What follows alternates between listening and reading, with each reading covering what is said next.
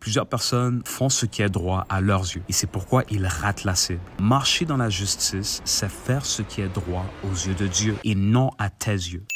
Vous écoutez Bread of Life de Jersey Ministry. Mon nom est Elijah et aujourd'hui nous lisons Deutéronome 6, verset 18. Tu feras ce qui est droit et ce qui est bien aux yeux de l'Éternel, afin que tu sois heureux et que tu entres en possession du bon pays que l'Éternel a juré à tes pères de te donner.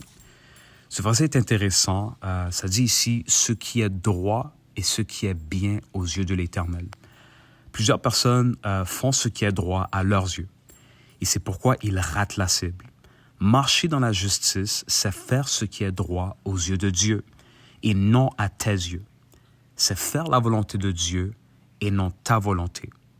Jésus l'a dit dans Luc 22, verset 42, en disant « Père, si tu voulais éloigner de moi cette coupe, toutefois, que ma volonté ne se fasse pas, mais la tienne. » Et donc Jésus nous a démontré qu'il faut chercher à faire la volonté de Dieu avant tout. Mais ça ne s'arrête pas là. Tu ne peux pas faire la volonté de Dieu sans connaître premièrement la volonté de Dieu. Donc la question est, comment discerner la volonté de Dieu dans ta vie? Romains 12, verset 2 va nous dire ceci. « Ne vous conformez pas au siècle présent, mais soyez transformés par le renouvellement de l'intelligence, afin que vous discerniez quelle est la volonté de Dieu, ce qui est bon, agréable et parfait. » Basé sur Romains 12, verset 2, voici comment discerner la volonté de Dieu dans ta vie en 3 étapes. Premièrement, le verset va dire « Ne te conforme pas au siècle présent ». Et déjà là, plusieurs chrétiens manquent la cible. On voit des chrétiens de nos jours qui sont tièdes, des chrétiens qui vivent dans le monde, des chrétiens qui sont dans toutes sortes de péchés, entourés de mauvaises influences, qui aiment ce que le monde aime et qui détestent ce que le monde déteste. Des chrétiens qui sont endormis par les distractions de ce monde. Et si c'est ton cas, tu ne peux discerner la volonté de Dieu. Tu dois être dans une position où est-ce que tu peux clairement recevoir ce que Dieu a pour toi. Mais si tu es distrait par les choses de ce monde, si tu te conformes à ce siècle, tu ne peux discerner la volonté de Dieu. Et donc le verset va dire, ne vous conformez pas au siècle présent. La première étape pour discerner la volonté de Dieu, tu ne peux pas te conformer au siècle présent. Deuxième étape, le verset va dire ici, mais soyez transformés par le renouvellement de l'intelligence. Et donc la question pour cette deuxième étape, toujours en répondant à la question comment discerner la volonté de Dieu, comment le renouvellement prend place? Comment est-ce que le renouvellement des pensées se concrétise dans la vie d'un chrétien? Voici la réponse. En marchant selon le Saint-Esprit, tu permets au Saint-Esprit de changer tes pensées charnelles en pensées divines, des directions divines, des instructions divines, des idées, des inspirations divines. Recevoir le Saint-Esprit, c'est une chose, mais marcher selon le Saint-Esprit tous les jours, c'en est une autre. Si tu marches selon le Saint-Esprit, tu laisses Dieu changer ta manière de penser. Une autre manière de renouveler tes pensées, c'est la méditation quotidienne de la parole. En méditant la parole jour et nuit, tu permets à Dieu de tranquillement renouveler tes pensées, afin que tu sois en parfaite position pour faire sa volonté. L'une des manières les plus faciles de changer ta manière de penser, c'est de méditer la parole jour et nuit. La parole va dire que tu es ce que tu penses. As a man thinketh, so is he. Qu'on va lire en anglais. Et donc, lorsque tu penses à quelque chose de manière profonde, cette chose-là commence à changer ta manière de penser. Et donc, lorsque tu médites constamment la parole de Dieu vient changer ta perspective. Elle vient changer ta manière de voir les choses pour que tu puisses être aligné avec la volonté de Dieu. Et donc, le renouvellement des pensées, le renouvellement de l'intelligence prend place, lorsque tu suis la direction que le Saint-Esprit te donne et lorsque tu laisses le Saint-Esprit te guider dans tes actions. Et 2, en méditant la parole pour laisser la parole changer ta perspective. Toujours en répondant à la question, comment discerner la volonté de Dieu dans ta vie? Lorsque tu as fait ces 2 étapes, c'est-à-dire ne pas te conformer au siècle présent et laisser vraiment le Seigneur renouveler tes pensées au travers du Saint-Esprit, au travers de la parole, tu deviens maintenant en position pour discerner la volonté de Dieu. Et c'est quoi discerner la volonté de Dieu? C'est simplement entendre la voix de Dieu afin qu'il te guide dans sa volonté parfaite. Et donc, tu ne peux pas entendre la voix de Dieu, tu ne peux pas discerner sa voix lorsque tu es dans le monde, lorsque tu es guidé par les distractions de ce monde, en fait.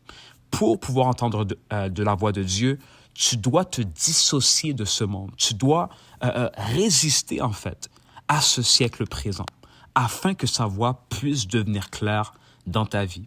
J'ai écrit ici, résister au siècle présent, plus renouvellement de l'intelligence, égale entendre la voix de Dieu afin qu'il te guide dans sa volonté parfaite.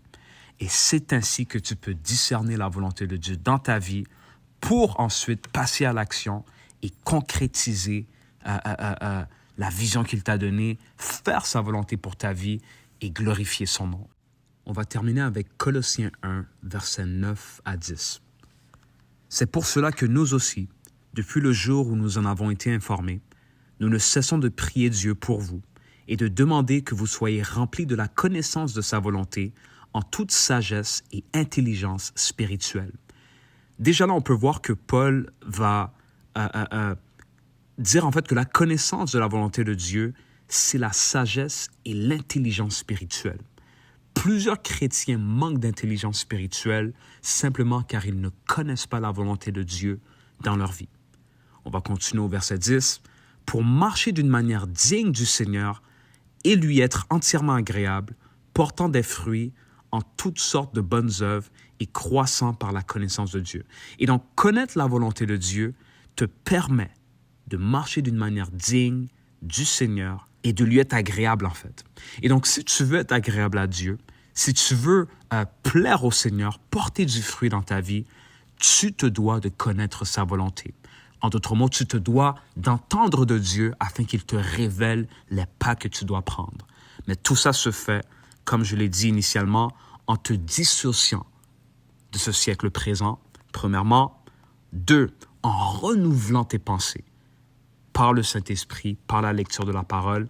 Et c'est ainsi que tu peux discerner la volonté de Dieu, en d'autres mots, entendre la voix de Dieu afin qu'il te guide dans sa volonté parfaite. C'est quoi l'intelligence spirituelle? C'est simplement de connaître la volonté de Dieu. Si tu es un chrétien, tu te dois d'être intelligent spirituellement.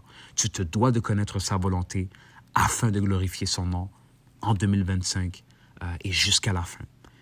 Et donc, nous allons prier afin vraiment que le Seigneur puisse nous aider à marcher vraiment dans sa pleine volonté, à discerner sa voix en cette saison. Il y a beaucoup de résistance. On vit vraiment dans un monde des ténèbres. Mais le Seigneur nous a donné la force de faire sa volonté afin que son nom soit glorifié. Prions. Seigneur Père, nous te disons merci. Merci de ce que tu nous révèles aujourd'hui, Seigneur Père. C'est quoi discerner ta volonté?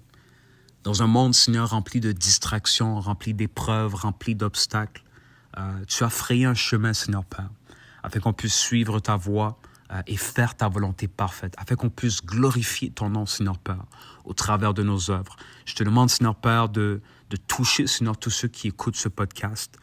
Permets-les, Seigneur Père, de se dissocier, Seigneur Père, de ce siècle présent, d'être renouvelés, Seigneur, transformés par le renouvellement de leur intelligence, afin qu'il leur soit donné, Seigneur Père, d'entendre ta voix et de te suivre, Père. Que ta volonté soit faite, Seigneur, dans chacune de nos vies. Nous te demandons, Seigneur Père, de nous guider, de nous préserver, Seigneur Père, de nous protéger, afin qu'on puisse demeurer ferme dans tes voies et faire ta volonté. Que ta volonté soit faite, Père. C'est au nom de Jésus que nous te prions. Amen.